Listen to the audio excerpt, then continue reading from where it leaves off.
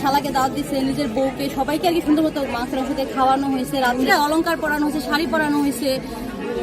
তারপরে একটা নারী তার সর্বোচ্চ বিশ্বাস রাখে প্রাণপ্রিয় স্বামীর উপরে, কেননা একজন স্বামী তো স্ত্রীর সবচেয়ে আপন মানুষ হয়।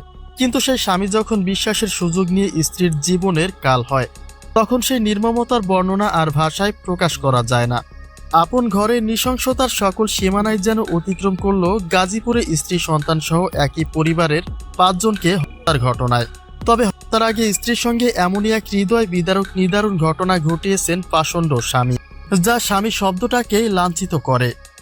অলংকার পরানো হয়েছে, শাড়ি পরানো হয়েছে। তারপরে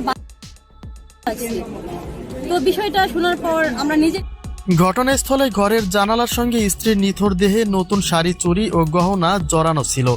ধারণা করা হয় স্বামীর সঙ্গে সুন্দর একটা মুহূর্ত কাটছিল তার, হয়তোবা সেজে গুজে স্বামীকে ইমপ্রেস করতে চেয়েছিলেন স্ত্রী। ঝগড়াঝাঁটি, দ্বন্দ্ব ফাসাদ সাধারণত স্বামী স্ত্রীর মাঝে ঘটেই থাকে, তবে তা মিটেও যায়। আর সেই মুহূর্তটাই হয়তোবা কাটছিল স্বামী স্ত্রীর মাঝে। কিন্তু স্বামী যে স্ত্রীর জন্য ভয়ঙ্কর মরণ ফাঁদ পেতে রেখেছিলেন তা কে জানতো।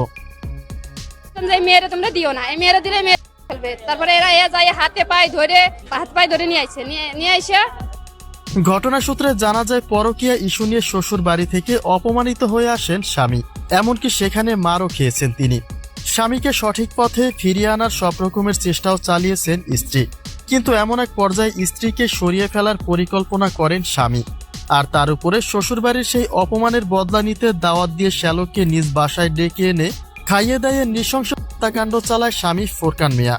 এমনকি শেষ পর্যন্ত সাক্ষ্য প্রমাণ মুছে ফেলতে নিজের 3 সন্তানকেও ছাড় দেননি তিনি। নিজের সন্তান না, কিন্তু যখন শুনলাম নিজের সন্তান, 3 সন্তানকে। ভিকটিমের স্বজনদের দাবি মাঝে মাঝে স্ত্রী শারমিনকে মারধর করত ফোরকান। পর নারীর দিকে বদনজর ও নেশাদ্রব্য সেবনে একটা পর্যায়ে অতিষ্ঠ হয়ে স্বামীর ঘর ছেড়ে বাবার বাড়িতে চলে যান শারমিন।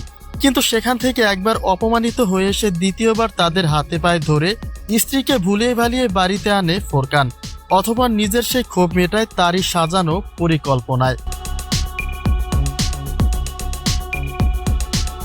তবে এই ঘটনায় ফোরকানের সঙ্গে আরও কে বা কারা জড়িত রয়েছে তার রহস্য এখনো উদ্ঘাটন হয়নি।